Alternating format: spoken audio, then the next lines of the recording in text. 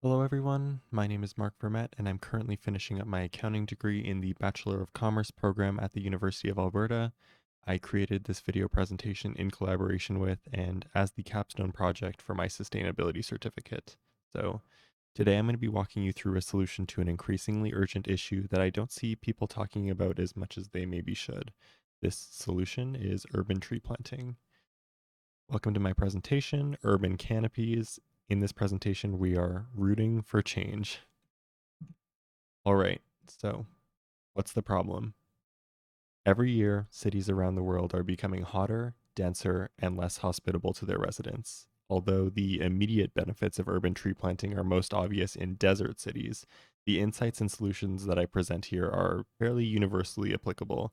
Even cities in Alberta, all around the world, were feeling the increasing impact of rising heat, especially during the summer months. And one of the most effective solutions may be simpler than we think, and this is just to plant more trees. So throughout this presentation, I'll show you why trees could be one of the most powerful tools for combating urban heat in desert climates and beyond. Trees help to provide shade, clean air, control stormwater, support biodiversity, and even provide mental health benefits. However, these benefits are not distributed equally, and this is a problem. So let's explore why trees matter and how thoughtful urban greening can help make our cities healthier, more just, and more resilient. Trees are living infrastructure. While they may seem like aesthetic additions, their environmental value is extensive and measurable. Urban trees improve air quality by filtering out pollutants such as ozone, nitrogen dioxide, and particulate matter. These pollutants can worsen asthma, heart disease, and other respiratory conditions, especially in densely packed urban areas. Mature trees, in particular, are highly efficient at this. In fact, they're estimated to provide 3 times the air pollution removal value compared to younger trees. They also help to cool the environment through shade and transpiration, which is releasing moisture into the air, preventing ambient temperatures from increasing. This effect is especially valuable in desert cities where pavement, concrete, and buildings trap heat. According to studies, the primary way trees help fight climate change isn't just by absorbing carbon dioxide, it's actually by reducing energy consumption. So, the shade from trees means that there's less of a need for air conditioning, which means fewer emissions from electrical generation that would have otherwise been used to power the AC.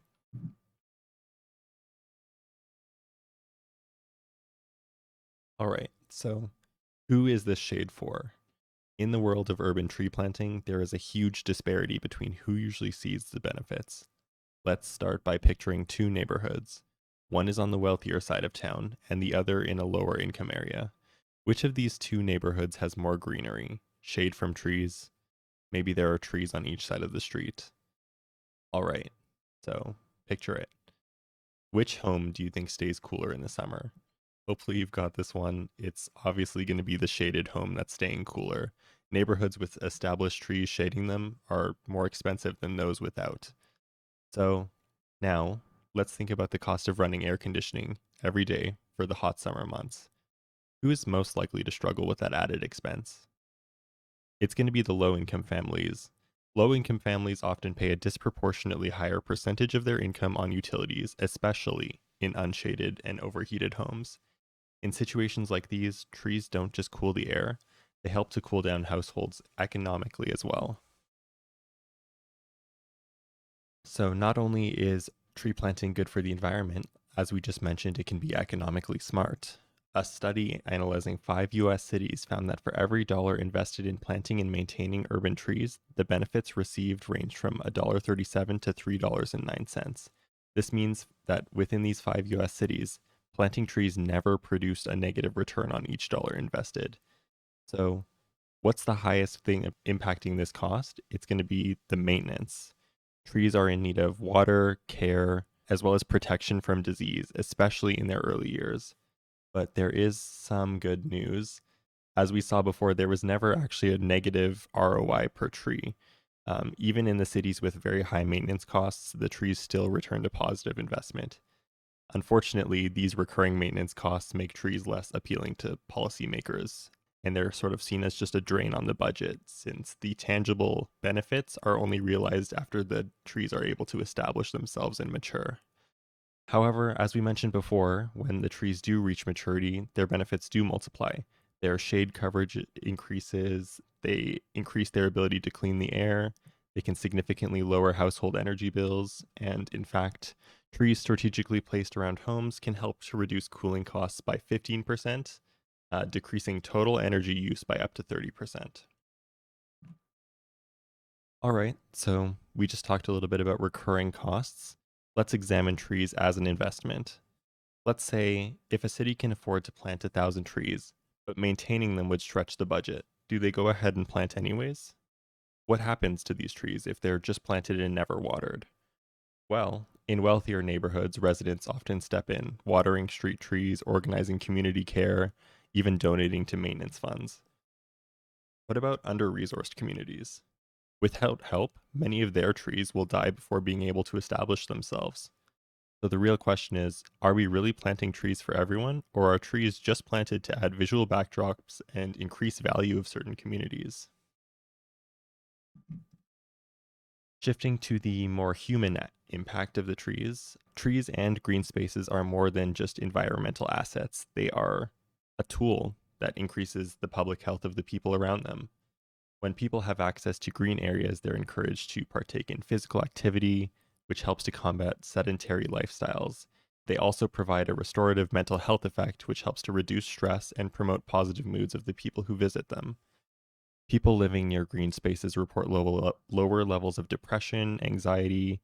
Children show higher attention spans and cognitive performance. And this isn't just random information I found online. All of these things I just listed are based in real studies. Nature literally will rewire your brain to be calmer and more focused.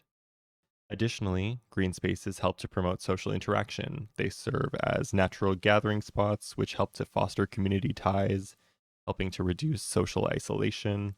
And this is increasingly important in a world that's impacted so heavily by social media, with communities being more divided than ever. These green spaces are very powerful meeting points. All right, so who gets to breathe easier?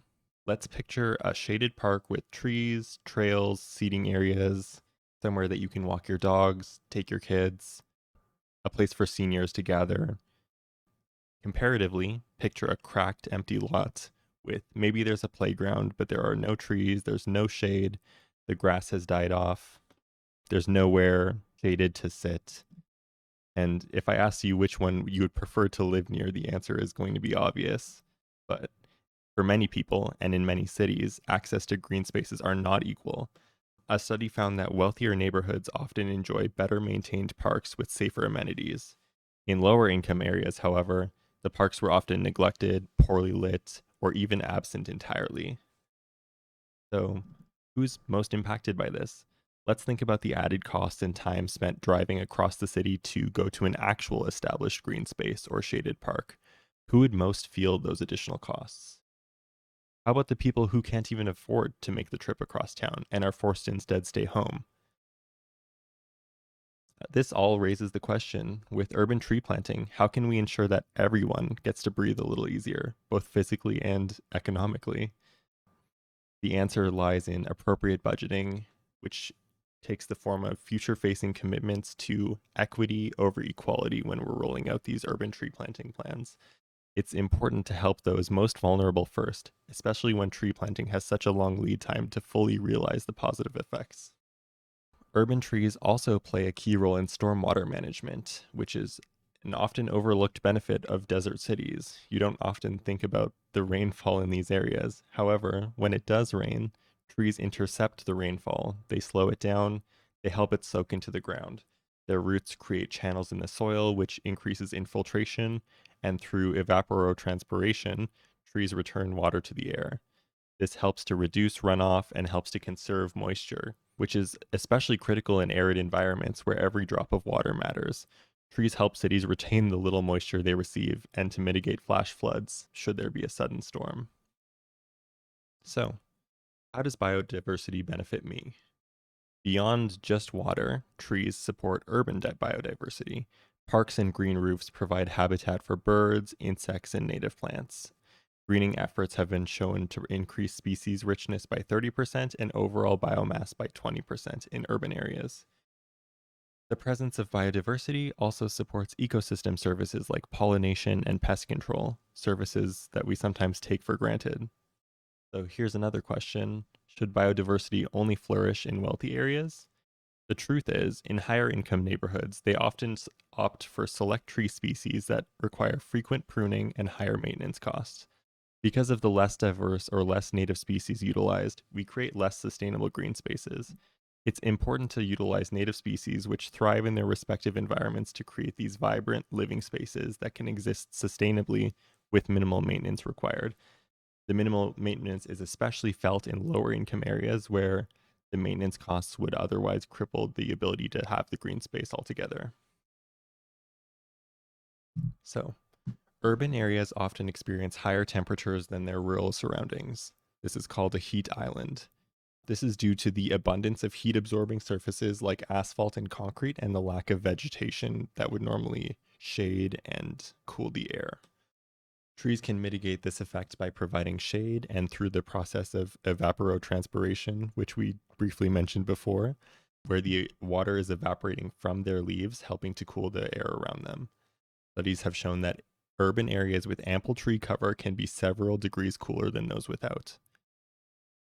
In the face of climate change, increasing tree cover in urban areas is a practical step towards building climate resilience, which helps cities adapt to rising temperatures and extreme weather events. So, who feels the heat the most? Let's consider two neighborhoods once again. One of them has the tree-lined streets, abundant green spaces, and the other is dominated by concrete and lacks vegetation. Which neighborhood is more vulnerable during a heat wave? Residents in treeless areas are more exposed to extreme heat, which can lead to health issues, especially among the elderly and those with pre-existing conditions. One of the only solutions to this would be air conditioning, but how can we expect lower income households to sustainably use that? Air conditioning does not come cheap. So, how can urban planning address this disparity? If we prioritize tree planting and maintenance in heat vulnerable areas, such as these low income areas, cities can protect their most at risk populations. Equitable access to green spaces is a matter of social justice. Historically, low income and marginalized communities have had less access to parks and tree cover. Community engagement is crucial in addressing this imbalance. Involving residents in tree planting and maintenance fosters a sense of ownership and ensures that the green spaces meet the community's needs. Programs that provide education and resources empower communities to advocate for and maintain their green spaces, which leads to a more sustainable and inclusive urban environment. So, who should have a say? Let's imagine a city planning a new park. In one scenario, the city consults local residents, gathers input on their designs and desired features, and in another scenario, the city proceeds without community input. Which park is most likely to be used and cherished by the community? When we engage residents in the planning process, we help ensure that the park reflects the community's actual desires and needs, which helps to lead to higher usage and lower maintenance costs. How can cities facilitate this engagement? By hosting public forums, workshops, surveys, and by partnering with local organizations, cities can create green spaces that truly serve their communities. So, what do we all have to gain from this? A greener, fairer future. Urban tree planting is not just an environmental issue, it's a justice issue. Trees lower our bills, clean our air, cool our streets, heal our minds, conserve our water, and support our ecosystems. But to maximize their impact, we must plant strategically, maintain consistently, and distribute equitably. We cannot allow a future where some communities live beneath urban canopies while others are left to cook in the concrete heat. So the next time your city considers where to plant trees, remember, it's so much more than just a beautification project. It's an investment in public health, equity, and the future of your city, with returns too great to ignore. Thank you for taking the time to watch my presentation. Hopefully you learned something and I was able to sell you on the importance of urban tree planting.